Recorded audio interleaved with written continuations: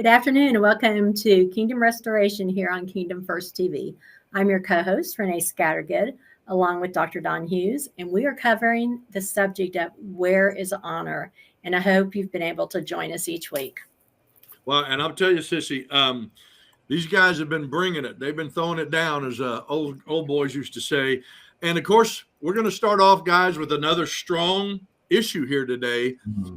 And I believe the verse we're going to read out of the book of Romans, chapter 12, verse 10, I believe there has to be some maturity and some seasoning. And really, guys, men and women that have died to themselves to be able to do this next verse. And I'm reading from the King James. It says this in Romans 12, verse 10. Be kindly affectionate one to another with brotherly love. But listen to this phrase. In honor, preferring one another. It's honorable to prefer one another. I know one of the things, Michael and Leo, you guys are involved in Love and Unity with me. I know one of the things that we comment on regularly is how, and Travis, you and I have been a part of many organizations and ministries over the years, really seeing men honestly prefer one another, ministers. You know, they want the limelight. They want the pulpit. They want to have the best night of the conference to speak. They want to bring their message and wow the crowds. But here, Paul tells the Roman church, in honor, you prefer one another. What? More than yourselves. I mean, I've watched the senior council getting ready for a meeting, and I've done it. One time I drove almost 1,500 miles to the National Convergence in California, and I told Apostle Eddie, I don't want to preach this time. I preach all the time. Let me just come. Let me MC. Michael, remember, let me just host. Let me do the offering. Let me introduce the speakers. Let me just have fun. I had so much fun, guys. And we were also demonstrating to the people that are checking us out, we do prefer one another. We do care about it. It's not about just us having our moment in the pulpit. According to this verse, Pastor Travis, what's your thoughts as we go deeper into this subject? Well, you know, there's another verse that says that we're to esteem others greater than ourselves or better than ourselves. Yes. So it's not in the Bible just one place. It's in there multiple times. I believe that in order to do that, we really have to have a real secure place in God. We have to have a relationship with the Lord where we feel okay about ourselves, because if I'm insecure about myself, then for me to prefer someone else before me, or to honor them and to honor others as being better or bigger than me, it's impossible to do if it's all about what the world thinks, what the world's saying, what people are doing. You know, it's all this popularity contest, then it's always shaky ground. You know, I started to say coming on here with you guys that I felt kind of like a hot dog in a steakhouse with you guys. Oh my goodness. And I really do feel like that I'm just kind of common. But there's one thing that I've always been really good at, and that's relationship. Yes, sir. And being connected. I love people. I don't pastor because I feel like God's making me do it. He created me for this, and I love the people. My heart's broken over many times. I'm doing a funeral this afternoon in just a little while that I have known this man for over 40 years, for like 42 years. And to have a friend, you know, one of the leaders in the church went to high school with me. Wow. And I've known him all those years, for 50 years. So I'm really big on relationship. I know there's always the threat of someone getting to know you and then they don't respect you because they've gotten too familiar with you. But I, for one, I have to have a closeness with people. I have to really care about them. And that to me is the core of how I can honor another person, is if I really care about that person. I see every person as somebody that has a mom, has a dad, or has children and grandchildren. And You and I, we run into people all the time that obviously they think they're the only person on the planet. Come on. But I don't see any happiness in that. I don't get any joy in that. And so I think it's very important that we do see the importance of other people, the people around us. Amen. Let me say this about Pastor Travis. He's a longtime friend. He lives what he preaches.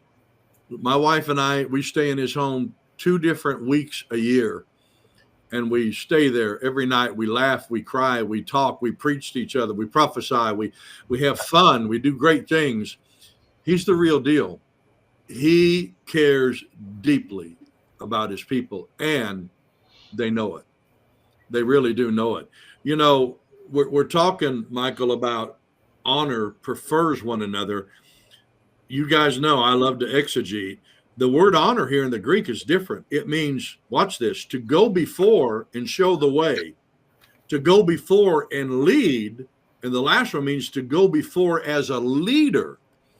So being an example is preferring someone above yourselves, according to the original exegeting of that verse. Michael, what's your thoughts on this concept? Well, I think we get to live this in love and unity with the senior council, because to take what Apostle Don opened with, there have been many times where we come to one of our convergences and we end up saying, I don't have to speak. I don't have to speak. I don't have to speak. It's sad when all the preachers argue over who loves who more. Goodness. That's just not, ego isn't a thing amongst the senior council. My mom used to joke about many people having the attitude that you come first after me. But in the senior council, it's really not that way. And this really gets down to what I call the 3 mutuals of ministry. The 3 mutuals of ministry are: we walk in mutual submission to one another. We walk in mutual accountability to one another. And we walk in mutual honor to one another. And yes, that involves preferring one another. Not you come first after me, but you come first and I come second. I will give up my spot so that you can have yours. Put you in the limelight, I'll celebrate you. One of the things I love about the senior council is we become each other's greatest cheerleaders. Man, you really brought it today. You really brought it today. That was out of the park. You just cleared the bases. Not only did you clear the bases, but you loaded them up and then cleared them at the same at bat. Come on. That's how we function. We really do prefer one another. That's such a great word. Leo, Apostle Leo, thoughts, sir? Let's just say the word would be radical. This kind of love for one another is radical because it's not natural.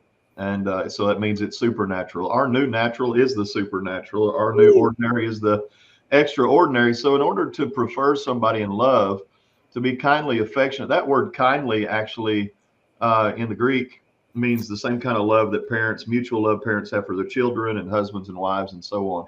Yeah. It's not just flippant love. It's not just casual when you feel like it love. It's love that is in existence even when that person's not around, which means that even when that person's not around, you're not talking bad about them. You're honoring them, even if you might disagree with them, and you're away from them. That's a big one.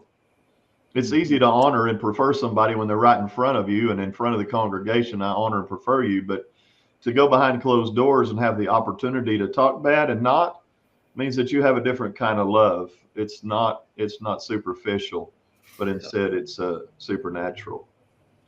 Wow, that's really good. Renee, thoughts? That's true. You want to have your tribe be people who, when sitting at the table, do not talk about you. Mm-hmm. And if you're watching this and you're thinking, but I don't have relationships like that, or I don't have someone close, or I don't have someone who has my back, really pray for God to bring the people into your life, right people. It is so important that we have cheerleaders and we have fellowship with someone, we have someone we can trust and speak to and allow them to speak into our life. Don't close off. Just find your circle if you don't think you have them. That's a good one. You know, we're going to go to another aspect here in Ephesians 6, guys, 1, 2, and 3. If you've ever been in the mall, out in public, where parents and kids are today, I stand amazed at the lack of honor I see from children to their parents. I've seen kids in the mall with $1,000 cell phone and $250 Michael Jordan shoes cussing their mama out in public because she won't buy them this thing or that thing or do this for them or do that their whole life, as one of you said, it seems to revolve around them. And as long as they're getting what they want or their way, mom's the greatest thing since sliced bread. When that doesn't happen, and Paul wrote this, he wasn't silent, guys. He wrote this to the Ephesus church, and he said, children, obey your parents in the Lord, for this is right. But listen to this. Honor your father and your mother, which is the first commandment with a promise. When God requires us something to do, often, guys, there is a promise. There's a benefit tied to doing what he told us to do. Honor your parents, which is the first commandment with a promise. Here's the promise, that it may be well with you. Well, let me flip the coin here, guys. If you ain't honoring, it ain't going to be well. That's right. And the word well in the Greek translates as prosperous. You'll be prosperous if you biblically honor your parents, that it may be well with you. Now, here's the last one, and that you may live long on the earth. Long on the earth. I heard a parent one time as a joke said, if I knew you were saved, I'm going to kill you. If I knew you were saved, I'd kill you and send you to Jesus today.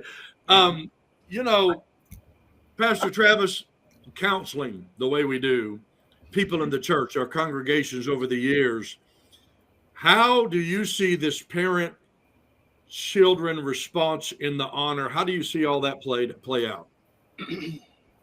Well, you know, when it's not hard to see because of what we see at the mall, but it's sad to say that we don't see it just at the mall. But we see so many families that are broken, that mama is not the natural mama, and she has her children, he has his children, and now they've come together. And the children are confused. They really don't know who it is they're supposed to be honoring. It's a mixed up, messed up mess. And it really is more harmful on the children because children don't have something to go back to. You know, something goofy happens that I see. You know, I've got a childhood that my life goes back to. My father was a World War II veteran. My father had his front teeth knocked out in a battle in World War II, held a .45 handgun on a German dentist while he replaced his teeth. And I mean, he was a tough guy. I loved my dad, but I was terrified of my dad. I would never have even thought about disrespecting my dad. But these children, they don't have a foundation to go back to learn that this ain't right. What they see their parents living in front of them is what they think normal life is supposed to be. Yeah. It's a horrifying thing. And I know that there's the disrespect for the parents going on, but there's also that place where the parents have not done it. And it's complicated. It's not something I can just quickly describe here, but it takes a lot of work to be a parent. Yes. It takes a lot of discipline to be a good dad or good mom. But you can't discipline the children and not discipline yourself. Come on. To be a disciple of Jesus Christ is to be disciplined. And when the children don't have discipline, my dad told me one time, he said, boy, I tell you no, so that when you're grown up, you can tell yourself no. Wow. That didn't make a lot of sense to me then, man. It makes a ton of sense to me now. Wow. That I got that from him, that ability to say no. He told himself no. I remember when my dad got saved, and man, he changed. His life changed forever. It was serious business to him, and thank God, because it was a part of me being who I am today. I know I take up too much time, but this issue is so important to me, because children, I love children, and anytime, it's just not their fault. They haven't had a parent that says, "Hey, this isn't how we're going to do this." I'm the parent, you're the child, and I make the decision, and you do what you're supposed to do here. Let me ask you this, and we'll go to you, Michael. I think many times parents don't take the responsibility for the thing they're trying to correct in their children. Their children are just mirroring the image of what their parents do. Yeah. And then we want to correct them for doing it, what they do, but they got it from us. I know a situation where a couple young little girls using God's name in vain, using the F word, little girls. And the parents want to get on to them, but I've watched the parents use the same words in front of the kids. Yeah. Don't think just because they're playing with their dolls, they don't hear everything going on in that room. Right. Yeah. Michael, what's your thought on this thing with the children and the parents and the honor? Well, I can go back to my childhood, and I can remember watching my dad shave every morning in the bathroom. And he always shaved up when he shaved. He would always lather up good with shaving cream. He would get his face wet with, a warm wash rag and put it on. And then, of course, he would take the razor, and he always shaved up. And so I would say, Dad, I want to shave. I didn't even have peach fuzz back then, but I wanted to shave. So he said, okay, do what I do.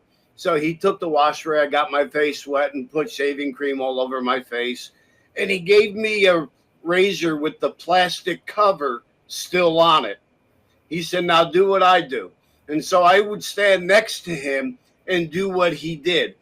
Didn't Paul tell us to imitate him as he imitated the Lord? Come on. Imitation is a very sincere form of flattery, and you want to do what your parents do. And so I learned how to shave. Even though I had a plastic cap on the razor, I learned how to shave by shaving with my dad. And then when he came up to his cheeks, he always shaved down. I don't know why, but he did. The neck, he always shaved up. Yeah. The cheeks, and Dad didn't have any facial hair. He had no beard, no mustache. Don't ask me where I got it from, because he doesn't have it. I tell people I'm just like my dad, except I have more hair on my head and more hair on my face. Other than that, we're the same. And if you look at us, you can tell that I am Leo Fram's son. I do look like him, and I act like him. When I first started teaching and preaching, people said to me, you look just like Leo. You sound just like Leo. You act just like Leo. You have the same facial expressions. You have the same gestures. You have the same voice inflection. Where did I learn it? I learned it from Leo. And let me tell another story real quick. I remember when I was in my first year at Rhema, I'm sitting in the student activity center one day after school eating lunch. And Ken Jr. is about 2 tables away from me having lunch and talking to somebody. And I was within earshot of them. Not that I was eavesdropping, but I was close enough that I could hear the conversation. And Ken Jr. began to tell somebody about how when he first started, people kept telling him he sounded like Dad Hagin. And I'm sitting there saying, sing it, brother, sing it. I can do the second verse to that song. Just go ahead, bring it. And finally, Ken Jr. said it bothered him And he went to Dad Hagen and said, Dad, everybody keeps telling me I look like you and I sound like you. And Dad Hagen finally said, Ken, you're my son. Who are you supposed to sound like? Man, that set me free because I'm Leo's son. Who am I supposed to sound like? And there is such a thing as mimicking and following in the example that our parents lay before us. The other side of that is in verse 4 of the text. And it said, and fathers, do not provoke your children to wrath. Yeah. So as much as, yes, there is a promise of long life, and I think a lot of us have heard, I brought you into this world, I'll take you out. I think a lot of us have heard that. There is long life if we honor them and if we obey them. But there's also a thing as parents of giving the right example and then not being mad if they're following our wrong example.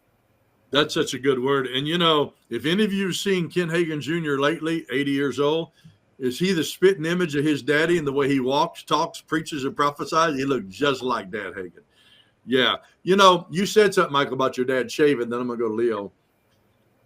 He had you mimicking what he did, but he didn't let you use the blade because you weren't mature enough and you weren't ready.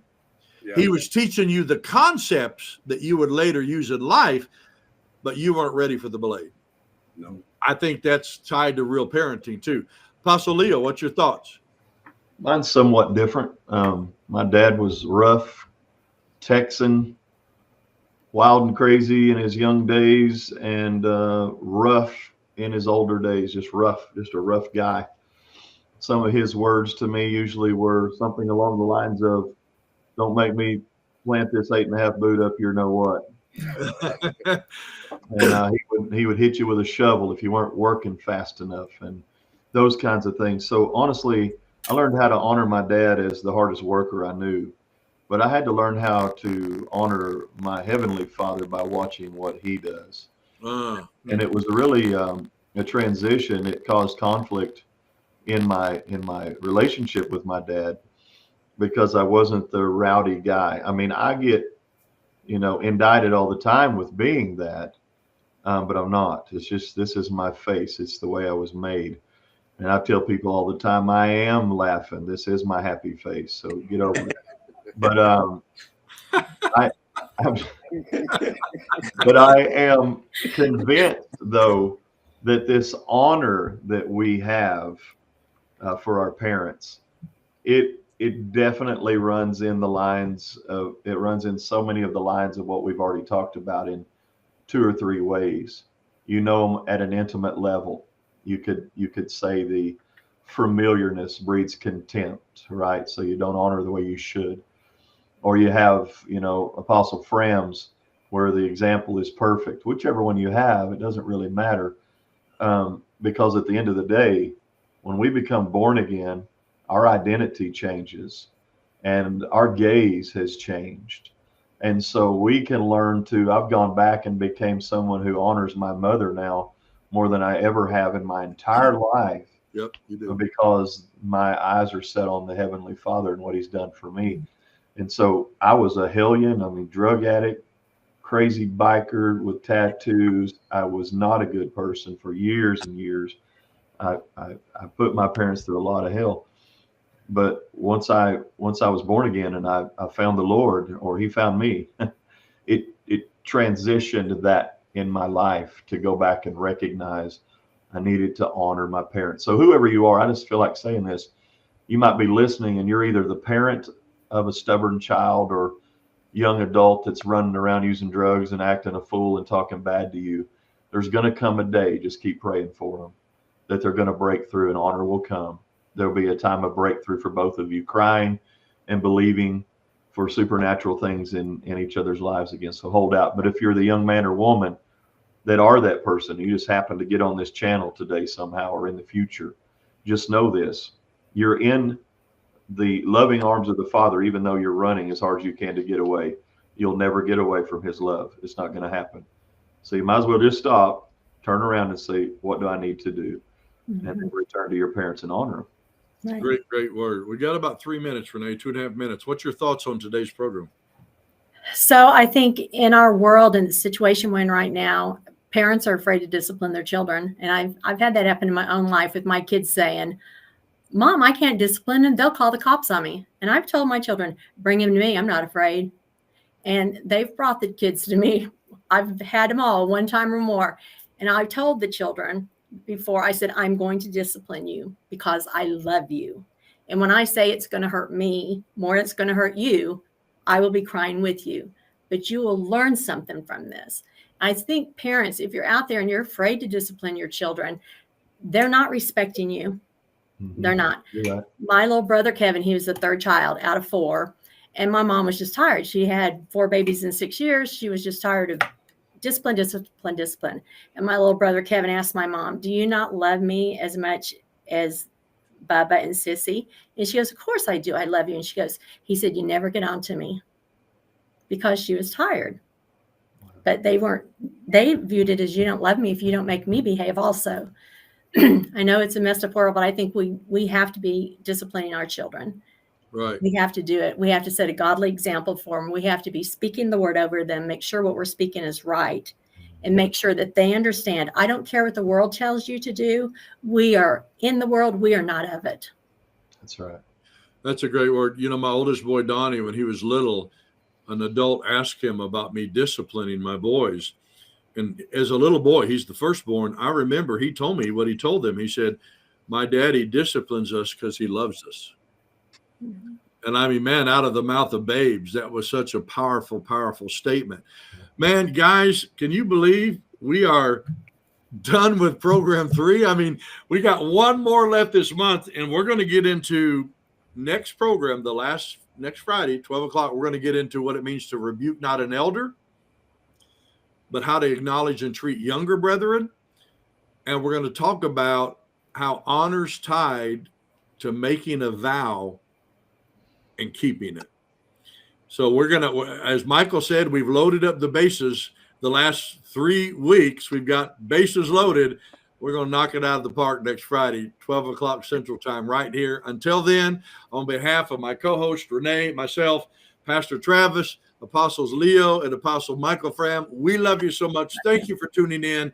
God bless you. We'll see you next Friday. Bye-bye.